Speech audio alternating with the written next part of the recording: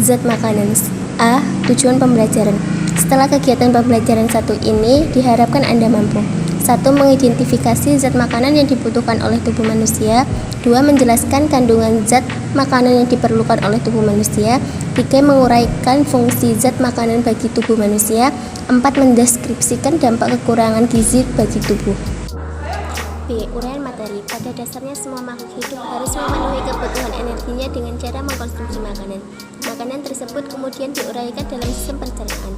Zat makanan dapat dikelompokkan menurut jumlah yang dibutuhkan oleh makhluk hidup, yaitu zat makanan makro dan zat makanan mikro. Zat makanan makro yaitu zat yang diperlukan tubuh dalam jumlah besar, antara lain berupa karbohidrat, protein, lemak, dan air. Zat makanan mikro yaitu zat makanan yang diperlukan tubuh dalam jumlah sedikit, antara lain berupa vitamin dan mineral. Makanan yang kita makan harus dicerna atau dipecah menjadi molekul-molekul yang lebih kecil atau sederhana agar dapat digunakan oleh sel-sel tubuh. Makanan mempunyai berbagai fungsi, antara lain 1. Pertumbuhan dan perkembangan tubuh. 2. Pemeliharaan dan perbaikan sel-sel tubuh yang telah rusak atau tua. 3. Pengaturan metabolisme tubuh. 4. Penjaga keseimbangan cairan tubuh. 5. Pertahanan tubuh terhadap penyakit. 6. Penghasil energi. Zat-zat makanan. 1. Karbohidrat. Apakah Anda setiap hari makan nasi? Nasi merupakan salah satu makanan pokok yang banyak mengandung karbohidrat yang berfungsi sebagai sumber energi paling utama. Karbohidrat dibagi menjadi 3 macam, yaitu A. Monosakarida merupakan karbohidrat yang memiliki susunan molekul paling sederhana, molekul gugus gula yang termasuk monosakarida yaitu glukosa, fruktosa, dan galaktosa. Ketiga macam monosakarida tersebut banyak terdapat pada buah-buahan. Monosakarida adalah hasil akhir pemecahan dari karbohidrat yang paling kompleks susunan molekulnya. B. Disakarida terdiri atas 2 molekul monosakarida. Contoh disakarida adalah sukrosa, maltose, dan laktosa.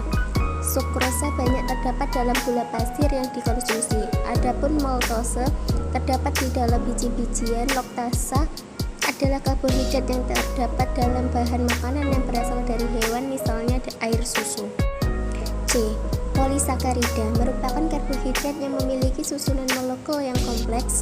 Contoh polisakarida adalah pati, glikogen, dan selulosa. Pati banyak terdapat di dalam ubi-ubian, glikogen banyak terdapat dalam otot dan hati hewan, sedangkan selulosa banyak terdapat di bagian serat tumbuhan. 2. Protein. Protein adalah zat makanan yang mengandung unsur karbon C, hidrogen H, oksigen O, dan nitrogen N. Protein memiliki fungsi sebagai berikut. A. Sumber energi. B. Sebagai zat pembangunan dalam tubuh. C. Berperan dalam sintesis zat-zat penting tubuh seperti hormon dan enzim. D. Perbaikan dan pemeliharaan jaringan. Sebelum diserap oleh tubuh, protein harus diubah dahulu menjadi asam amino. Asam amino dibagi menjadi 2 macam, yaitu asam amino esensial dan asam amino non-esensial. Asam amino esensial adalah asam amino yang tidak dapat disintesis atau dibentuk oleh tubuh, jadi diperoleh melalui makanan.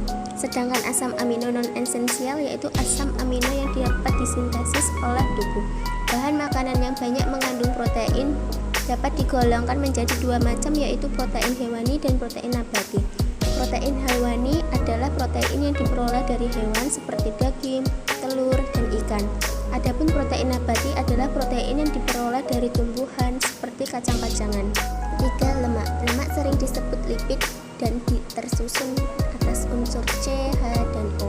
Di dalam satu molekul lemak terdapat 1 molekul gliserol dan 3 molekul asam lemak. Asam lemak dibedakan menjadi 2, yaitu asam lemak jenuh dan asam lemak tak jenuh. Asam lemak jenuh banyak terdapat pada daging, keju, susu, dan mentega.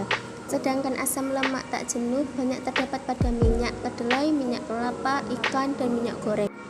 Lemak memerlukan waktu yang lebih lama untuk dicerna dibandingkan dengan karbohidrat dan protein. Oleh karena itu, lemak akan lebih lama tinggal di lambung. Fungsi lemak bagi tubuh adalah A. Merupakan sumber energi. B. Sebagai pelarut vitamin A, D, E, dan K. C. Sebagai pelindung organ-organ tubuh. D. Pembangun bagian sel. E. Sebagai makanan cadangan. 4. Vitamin. Vitamin adalah zat organik yang diperlukan oleh tubuh dalam jumlah sedikit. Meskipun diperlukan dalam jumlah sedikit, vitamin memiliki peran sangat penting bagi tubuh seperti untuk kesehatan mata dan tulang.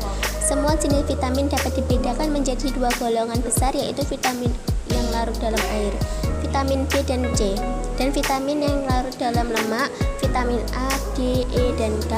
Untuk lebih memahami jenis vitamin dan fungsinya, perhatikan tabel berikut di samping. 5. Mineral. Mineral diperlukan oleh tubuh dalam jumlah yang relatif sedikit. Sumber mineral dapat berasal dari tumbuhan maupun hewan. Fungsi mineral bagi tubuh antara lain: A. Bahan pembentuk berbagai jaringan tubuh, misalnya tulang, gigi, rambut, kuku, kulit, dan sel darah merah. B. Sebagai bahan pengatur, misalnya keseimbangan keasaman cairan tubuh, proses pengumpalan darah, dan membantu proses metabolisme dan tubuh. Untuk lebih memahami tentang macam-macam mineral dan fungsinya, perhatikan tabel di samping.